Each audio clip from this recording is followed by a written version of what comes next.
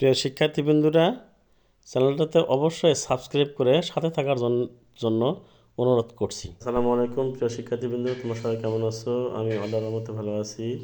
আমি তোমাদের আজকে মূলত ও অম্লত সংখ্যা অধ্যায়ের প্রথম অধ্যায়ের 1.2 এর পৃষ্ঠা নম্বর 8 ও 9 এর দশমিক ভগ্নাংশের বর্গমূল নির্ণয় কীভাবে করব একটা উদাহরণ দেখা দিয়ে দেখো।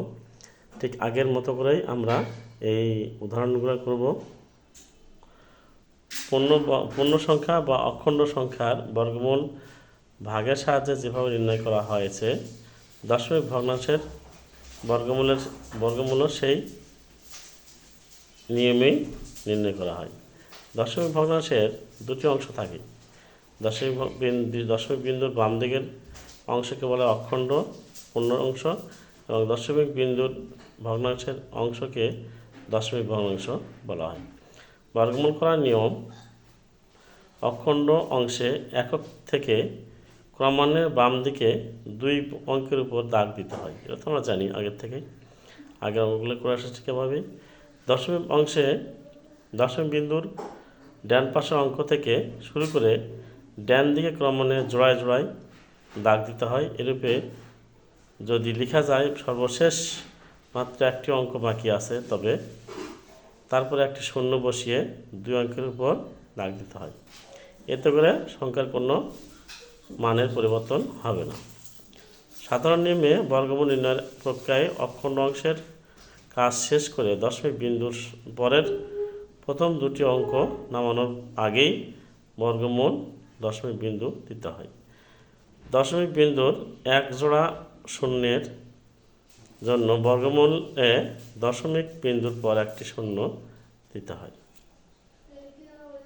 তাহলে আসলে আমরা সমস্যা দেখি। দেখো, দশমিক ভগ্নাংশের বর্গমূল নির্ণয়। উদাহরণ 26.52 মানে 5225 এর বর্গমূল নির্ণয়। তাহলে কীভাবে করছি আমরা? 26.52 মানে 5225। দেখো, আমি ডান দিক থেকে জোড়া পাচ্ছি 2 করে 2 লাস্টে। আমি আগে দশমিক এর আগে অখণ্ড সংখ্যা বা পূর্ণ সংখ্যা, এই পূর্ণ সংখ্যাকে আমরা কী করে নিব? আগে বর্গ তৈরি করে নিব, বর্গমূল তৈরি করে নিব। তো শিক্ষার্থীবৃন্দ দেখো, তোমাদের এই দুটাকে নিলাম। প্রথমে 26 অখণ্ড সংখ্যাকে ভাগ দিলাম। তাহলে এমন সংখ্যাতে ভাগ দিব, ওই সংখ্যাকে ওই সংখ্যা দ্বারাই কী দিব? গুণ দিব, তাই না? তাহলে 5 5 5 25, 26-এর মধ্যে 25 যায়। তাহলে 25 গেলে তাহলে থাকি 26-এর মধ্যে 25 বাদ দিলে কিন্তু 1, ঠিক কিনা? তাহলে 1 দশমিক এই জোড়া নামাইলে আসি, তার আগে দশমিক এখানে তুলে দিই, ঠিক আছে? দশমিক তুলে দিলাম। দেওয়ার পরে এবার কী হবে? আমরা এর ডবল, 5-এর ডবল কত? 10, এখানে নিয়ে আসি। নিয়ে আসার পরে 5-এর ডবল 10। দেখো তো 152-এর মধ্যে যদি আমি 2 দিই, এখানে 2 নেই, তাহলে 102 হচ্ছে। 102-এর ডবল কত? 204। তাহলে দরকার নেই। তাহলে আমরা কী করব? 1 দিই এখানে। 1 দিলেই আমরা কি পাচ্ছি? এখানে 1 দিলে 101 পাচ্ছি। তাহলে 1 দিলে 101, 101 নিয়ে আসি, এখানে নিয়ে আসি, ঠিক কিনা? তাহলে বিয়োগ করলে কত হচ্ছে? 1, 2-এর মধ্যে 1 বাদ দিলে 1, আর 5 নেমে আসলো। তাহলে থাকলো কি? 51। এবারে এই 25 আবার নামানো আসি, নাকি? তাহলে এই 51 ডবল কত? 102। 102 করে নিলাম। আর দেখো তো 5 বাদ দিলে আমার মনে হচ্ছে একবারে 5 বাদ দিলে এটা গুণ দিলে 5125 হচ্ছে। প্রিয় শিক্ষার্থীবৃন্দ, এইটা হচ্ছে নিম্ন বর্গমূল দশমিক ভগ্নাংশের কিভাবে বর্গমূল নির্ণয় করে। এখন এখানে আরও প্রশ্ন আছে। প্রশ্ন হচ্ছে, আমরা যখন দশমিক ভগ্নাংশের দশমিকের ডান দিকে জোড়া বাঁধব, তখন জোড়া বাঁধতে গিয়ে যদি সংখ্যা একটা পাই, অবশ্যই দশমিকের পাশে একটা শূন্য নিয়ে নেব। এতে করে মানের কোনো সমস্যা হবে না। যেমন 123 দশমিক 0.0000000, মান কিন্তু 123ই, ঠিক আছে প্রিয় শিক্ষার্থীবৃন্দরা? তাহলে এবার আসো আমরা একটা অনেক জটিল উদাহরণ করি। 0.002926 বর্গমূল নির্ণয় করো, ঠিক আছে? তাহলে সমাধানে চলে আসি। দেখো 0.00002916 দুটা দুটা জোড়া বাঁধিছি আমি। প্রথমে শূন্য শূন্য তুলে দিলাম, দশমিক তুলে দিলাম, দুইটা শূন্য থাকলে একটা শূন্য তুলে দিব। ঠিক আছে, তাহলে 29 আমরা পাবো, তাই না? ভ্যালিডিটি মান হচ্ছে 29। তো 29-এর মধ্যে কী হয়, কবার দাও, 5 5 25। প্রিয় শিক্ষার্থীবৃন্দরা, 5 5 25, 29-এর মধ্যে 25 বাদ দিলে 4 বিয়োগ করে 4 থাকে, আর এই জোড়া আবার নেমে আসলো। তাহলে কি 5-এর ডবল 10। ঠিক আছে, তাহলে কত দিচ্ছে, 4 বাদ দিলে আমার এখানে মনে হয় 416 হয়ে যাচ্ছে। ঠিক আছে প্রিয় শিক্ষার্থীবৃন্দরা, তাহলে আজকে আমাদের এর সমস্যার সমাধানের উত্তর কত, 0.054। নির্ণয় বর্গমূল 0.054। ঠিক আছে প্রিয় শিক্ষার্থীবৃন্দরা, একটু আগে যে কথাটা বললাম, 3 দশমিক স্থান 2 দশমিক স্থান পর্যন্ত তোমাদের করতে বলতে পারে, তখন তোমরা কীভাবে করবা সেই বিষয়গুলো দেখো। উদাহরণ 9.253 এর বর্গমূল 3 দশমিক স্থান পর্যন্ত নির্ণয় করো। 3 দশমিক স্থান করতে গেলে দশমিকের পরে অবশ্যই 3 দশমিক বলতে গেলে 4টা অথবা 5টা জোড়া অবশ্যই করতে হবে। কটা জোড়া, 4টা অথবা 5টা জোড়া অবশ্যই করতে হবে। দেখো আমি করেছি 9.2530 এ পর্যন্ত আমাদের দেওয়া আছে, 9.25 দেওয়া আছে, 2 5 3 দেওয়া আছে। আমি আবার একটা শূন্য নিয়েছি, আবার দুটা শূন্য নিয়েছি, আবার দুটা শূন্য নিয়েছি। তার মানে কি 1 2 3 4, 3 দশমিক স্থান করতে গেলে 4টা জোড়া তৈরি করছি, অবশ্যই তা করতে হবে। তা দেখো আমরা জোড়া জোড়া করার পরে পূর্ণ সংখ্যা বা অখণ্ড সংখ্যা 9 আছে আমাদের এখানে। তাই 9-এর মধ্যে 3 3 3 9, তাহলে থাকলো দশমিক তুলে দিলাম, 3-এর ডবল কত, 6 নিলাম এখানে। এখন দেখো 25 থাকলো, তাই না? এই 25-এর মধ্যে কি যদি আমি 6-এর এখানে 1 নিই, তাহলে 61 কি যাবে 25-এর মধ্যে? যাবে না। তাহলে শূন্য নিই, এর পাশে শূন্য নিয়ে এই 30 নামানে আসি না, 30 নামানে আসছি। এবার 2530, এবার 4 বার দিয়ে দিয়েছি। দেখো 4 বার দিলে আসছে কি আমাদের 2416। ঠিক আছে প্রিয় শিক্ষার্থীবৃন্দরা, এরপরে বিয়োগ করছি, বিয়োগ করার পরে কি আসছে আমাদের, বিয়োগ করার পরে 114। এই জোড়া আবার নামানে আসছে। দেখো নামানে আসার পরে কত দিয়েছি, একবার দিয়েছি, ডাবল 3.404 এর ডাবল 608। এখানে এক নিয়েছি, এখানে এক নিয়েছি। প্রিয় শিক্ষার্থীবৃন্দরা, তারপর একবার নিলে 6081 নিয়ে আসছি। এরপরে এই জোড়া নামানে আসছি, নামানে আসার পরে দেখো এটা ডাবল, এইটা ডাবল কত, 6 8 2, তাহলে 8 বার দিয়েছি। 8 বার দিলে কী হচ্ছে, 4 5 2 8 6। আমার নেওয়ার দরকার নাই। নির্ণয় বর্গমূল 3.042। কেন 2 হলো এখানে, 2 কেন হলো, আমরা এর আগে বলেছি দশমিকের পরে যদি 3 দশমিক স্থান পর্যন্ত বলে অবশ্যই আমরা 4 দশমিক স্থান পর্যন্ত যাব।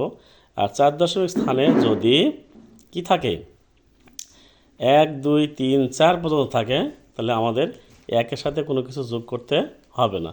আর যদি না থাকে 5 6 7 8 9 থাকে, তাহলে এই একের সাথে আমরা 1 যোগ করে যা হবে তাই আমরা এখানে লিখব। তাই লিখেছি প্রিয় শিক্ষার্থীবৃন্দরা, এখানে 8 আছে, 8 থাকলে আমরা একটা সংখ্যা যোগ করে এখানে লিখব। তার মানে কি 41-এর পরের সংখ্যা কত, 42, তাহলে 42 লিখেছি। ঠিক আছে প্রিয় শিক্ষার্থীবৃন্দরা, নাকি বুঝতে পারো নি, বুঝতে সমস্যা হয়েছে? আচ্ছা ঠিক আছে প্রিয় শিক্ষার্থীবৃন্দরা, আমরা সামনের দিকে আগাই। ঠিক আছে, উদাহরণের একটা সমস্যা আমি তোমাদের করাচ্ছি। দেখো 123 এর বর্গমূল 2 দশমিক স্থান পর্যন্ত নির্ণয় করো। 2 দশমিক স্থান করতে বললে অবশ্যই আমাদের দশমিকের পরে 3 জোড়া নিতে হবে। আমি তাই নিয়েছি। তাহলে দশমিকের পরেই, দশমিকের আগে না। দেখো 2 2 করে জোড়া করার পরে 1 ফাঁকা আছে, তাই না? 1 দিয়ে আমরা 1 1 লিখছি। ঠিক আছে, দেখো তো। আচ্ছা এরপরে 1-এর ডাবল কত, 2 লিখেছি এখানে। এবার 2, তাহলে এবার 2 1 দিই, 23 আছে যেহেতু, 21 21 আমি এখানে 1 দিচ্ছি, এখানে 1 দিচ্ছি। তাহলে কি বিয়োগ করলে কত হয়, এই 2 নেমে আসলো, 3-এর থেকে 2 একবার দিলে 2, আর এই জোড়া নেমে আসলো। নেমে আসার পরে দেখো এবার 11-র ডাবল কত, 22। 22-এ যদি আমি 200-র মধ্যে একটা 1ও নেই, তাহলে কি হবে, তাহলে আমরা এইখানে একটা 1 যদি নিই, তাহলে 221 হয়ে যাচ্ছে, তাহলে কি আমরা 200 মধ্যে যাবে যাবে না, তাহলে একটা শূন্য নিই, এবার একটা শূন্য নিই, শূন্য নেওয়ার পরে এবার একটা জোড়া সংখ্যা নামাইছি, দেখো এই দেখো একটা শূন্য নামাইছি, নেওয়ার পরে আবার আমরা ভাগ দিয়েছি 9 দিয়া, দেখো 9 দিয়া বিয়োগ করার পরে 11,900। এখন আমাদের বলছে 2 দশমিক স্থান পর্যন্ত, তো আমার 2 দশমিক স্থান হয়ে গেছে, তাহলে আর কি আমার দরকার আছে নেওয়ার? আর দরকার নেই। নিম্ন বর্গমূল 11.0900 প্রায়। ঠিক আছে প্রিয় শিক্ষার্থীবৃন্দরা, পরের অঙ্কের এবার তোমাদের কিছু কাজ আছে, কাজের যে সমস্যাগুলো আছে সেই সমস্যাগুলো আমি সমাধান করতে চেষ্টা করবো। দেখো 50.6944 বর্গমূল নির্ণয় করো। এখানে আমাদের কিছু বলে নাই যে কয় দশমিক স্থান পর্যন্ত বলা নাই, ডাইরেক্ট আমি এই সমস্যাগুলো সমাধান করে দিয়েছি খুব সোজাভাবে। ঠিক আছে, নিম্ন বর্গমূল 7.12। এবার আসো 2 নম্বরে 7.12 বর্গমূল 2 দশমিক স্থান। যেহেতু দলে 2 দশমিক স্থান বললে অবশ্যই 3 জোড়া আমার কী করতে হবে, 3 জোড়া তৈরি করতে হবে দশমিকের পরে, তাহলে আমি তাই করেছি দেখো। ঠিক আছে না, এতে করে মানের কোনো পরিবর্তন হবে না। ঠিক আছে প্রিয় শিক্ষার্থীবৃন্দরা, এবার আসো তাহলে কী হলো, এখানে 2 বাদ দিলাম, 2 2 4। ঠিক আছে, তাহলে 312, 276, তো 526, 26-এর ডাবল 52, 6 বার দিয়েছি, দেখো 6 বার দিলে তুই আবার দিছি, এরা হলে কত 266-এর ডাবল কত 532। এবার 8 বার দিয়েছি, তাহলে এখানে 8 বার দিতে হবে, কবার দিচ্ছি আমরা 8 বার, এখানে 8 লিখেছি। ঠিক আছে না, তাহলে 2 দশমিক স্থান পর্যন্ত আমাদের পেয়ে গেছি, 3 দশমিক স্থান পর্যন্ত পেয়ে গেছি। তো যখন আমরা নিম্ন বর্গমূল কত হবে এখানে 2.67, কারণ 8 পেয়েছি আমরা, তাই না? আচ্ছা দেখো আমরা লিখেছি নিম্ন বর্গমূল 2.67। ঠিক আছে প্রিয় শিক্ষার্থীবৃন্দরা, এবার সামনের দিকে আগাই নাকি, ভগ্নাংশের বর্গমূল একটা করে দিই। দেখো 50/32 কে লঘিষ্ঠ আকারে নির্ণয় করো। 25 দুগুণ 50, 16 দুগুণ 32। ঠিক আছে, 25/16 ভগ্নাংশের লব 25 একটি পূর্ণবর্গ সংখ্যা এবং হর 16 একটি পূর্ণবর্গ সংখ্যা। সুতরাং 25 আর 16-এর বর্গমূল কত হবে, 5/4 আমরা এটা লিখতে পারবো। ঠিক আছে না প্রিয় শিক্ষার্থী বন্ধুরা, আমরা তাই লিখছি। তাহলে কী করব, কোনো ভগ্নাংশের লব ও হর পূর্ণবর্গ সংখ্যা বা ভগ্নাংশকে লঘিষ্ঠ আকারে পরিণত করলে যদি তার লব ও হর পূর্ণবর্গ সংখ্যা হয়, তবে ওই সংখ্যাকে পূর্ণবর্গ সংখ্যা বলা হয়। তার ভগ্নাংশের বর্গমূল, ভগ্নাংশের লবের বর্গমূলকে হরের বর্গমূল দ্বারা ভাগ করলে, লবের বর্গমূলকে হরের বর্গমূল দ্বারা ভাগ করলে ভগ্নাংশের বর্গমূল পাওয়া যায়। উদাহরণ দেখো 64/21-এর উদাহরণ, বর্গমূল নির্ণয় করো। দেখো ভগ্নাংশের লব 64, এর বর্গমূল কত 8, হরের 81, এর বর্গমূল কত 9। 64/81-এর বর্গমূল 64/81 সমান 8/9। এই পর্যন্ত আজকে আমরা তোমাদের বুঝাইছি মূলদ অম্লদ সংখ্যা কী। মূলদ অম্লদ সংখ্যা 1 2 3 4 ইত্যাদি স্বাভাবিক সংখ্যা। সংখ্যাগুলোকে দুটি স্বাভাবিক সংখ্যার ভগ্নাংশ আকারে বিশ্লেষণ করা যায়। 1 সমান 1/1, 2 সমান 2/1, 3 সমান 3 গুণ 2/2 সমান 6/2 ইত্যাদি ইত্যাদি ইত্যাদি। আবার 0.1, 1.5, 2.03 ইত্যাদি দশমিক ভগ্নাংশ। এখানে 0.1 মানে 1/10, 1.5 মানে 15/10, 2.03 মানে 203/100 এই সংখ্যাগুলোর ভগ্নাংশ আকার। ঠিক আছে না, আবার 0.0 = 0/1 একটি ভগ্নাংশ সংখ্যা। উপরে